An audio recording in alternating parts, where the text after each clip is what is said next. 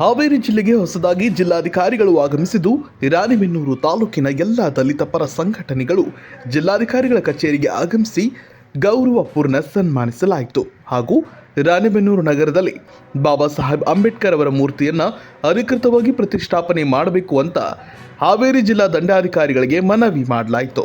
ಮನವಿ ಮಾಡುವಾಗ ಮಲ್ಲೇಶಪ್ಪ ಮೆಣಸಿನಹಾಳ, ಕರ್ನಾಟಕ ದಲಿತ ಸಂಘರ್ಷ ಸಮಿತಿ, ಅಂಬೇಡ್ಕರ್ ವಾದ ಜಿಲ್ಲಾ ಅಧ್ಯಕ್ಷರು ಹಾಗೂ ಅಕ್ಷತಾ ಕೆಸಿ ಮೈಲಪ್ಪ ದಾಸಪ್ಪನವರ್, ಡಿಎಸ್ಎಸ್ ತಾಲೂಕು ಸಂಚಾಲಕರು ಮಲ್ಲೇಶ್ ನಿಂಗಮ್ಮನವರ್, ಭೀಮಾರ್ಮಿ ಜಿಲ್ಲಾಧ್ಯಕ್ಷರು ಪ್ರವೀಣ್ ಸನ್ನನೀಲಪ್ಪನವರು, ಅಂಬೇಡ್ಕರ್ ಸೇವಾ ಸಮಿತಿ ತಾಲೂಕು ಅಧ್ಯಕ್ಷರು ನವೀನ್ ಮಲ್ಲೇಶಪ್ಪ ಮೆಣಸಿನಹಳ್ಳ, ಭೀಮಾರ್ಮಿ ತಾಲೂಕು ಅಧ್ಯಕ್ಷರು ಪ್ರವೀಣ್ ಮುದೇನೂರು, ಸಂಘಟನಾ ಚಾಲಕರು ಮತ್ತು ಸೋನು ಕರೆ ತಿಮ್ಮನವರ್, ಸಂಘಟನಾ ಚಾಲಕರು ಮಂಜುನಾಥ್ ಗುಡ್ಡನವರ್, ಭರತ್ ಪೂಜಾರ್ ಹಾಗೂ ಹಲವು ಕಾರ್ಯಕರ್ತರು ಹಾಗೂ ಮುಖಂಡರು ಸೇರಿ ಮನವಿ ಮಾಡಿದರು.